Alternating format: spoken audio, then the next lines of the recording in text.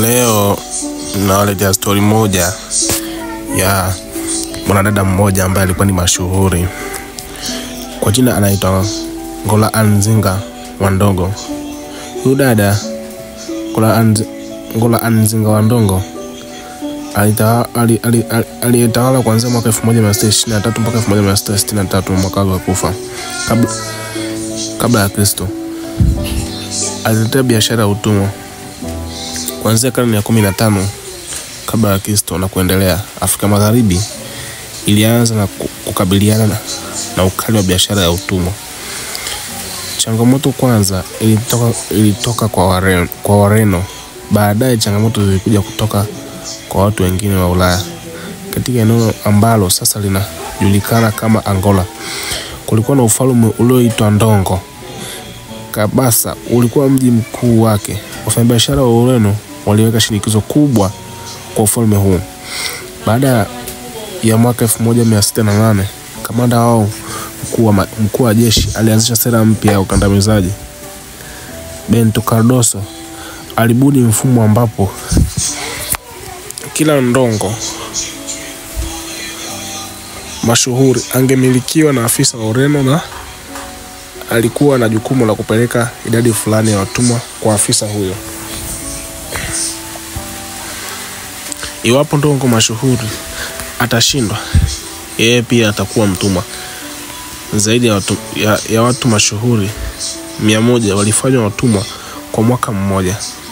Kwa kuongezea, Wareno waliua zaidi ya 100. Hata mtawala wa Ndongo mwenyewe mfanyabiashara ya utumwa alipinga uchokozi huo. Vita viliendelea kwa miaka, lakini Wareno walilazimika kushtaki amani. Mnamo mwaka 1622, Anzinga, dada wa kifalme wa Ndongo, alihudhuria mkutano wa amani na Wareno ulioitishwa katika mji wa pwani wa Luanda. Alidai kwamba Wareno wahame Kabasa, mji mkuu wa Ndongo. Kabla ya vita vya Ureno dhidi ya Jaga, watu wa Kiafrika walihusika sana katika biashara ya utumwa.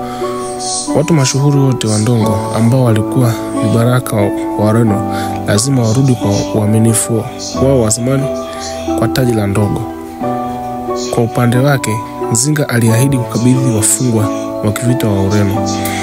Masharti ya mkataba huo yalipangwa kukomesha mapigano yote katika eneo hilo, lakini wale Wareno walivunja mara moja kwa kuivamia Kongo, ufalme wa kaskazini. Mnamo mwaka 1623, Anzinga akawa rasmi Ngola, ambayo ina maana ya mfalme, na kwa nafasi hii alifanya ushirikiano wa kikanda kuwa muhimu kupigana na Wareno.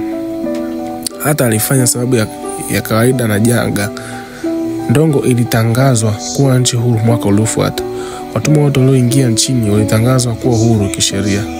Kufikia mwaka 1629, majeshi yake na washirika wake waliteka Matamba, jimbo jirani la mashariki. Kwa bahati mbaya, jimbo hili lilikuwa na mila ya kutawaliwa na wanawake. Hii nayo ilitangazwa kuwa nchi huru.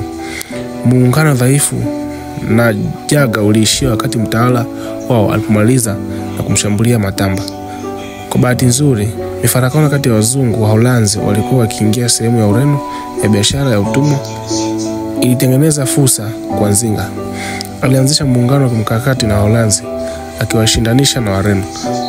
Baada ya Wareno kuwashinda wa Holanzi, Nzinga alirudi kwenye milima ya Matamba ambako alianzisha vuguvugu za upinzani dhidi ya marembo.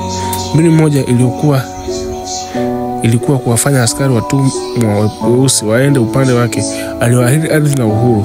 Alikuwa kiongozi pekee wa Kiafrika katika historia iliyojulikana kuwa alijaribu hili. Mnamo mwaka 1661, Garcia ya pili, mfalme mwenye nguvu, aliibuka huko Kongo upande wa kaskazini. Alifanya ushirikiano na Holanzi ili kupambana na uchokozi wa Wareno.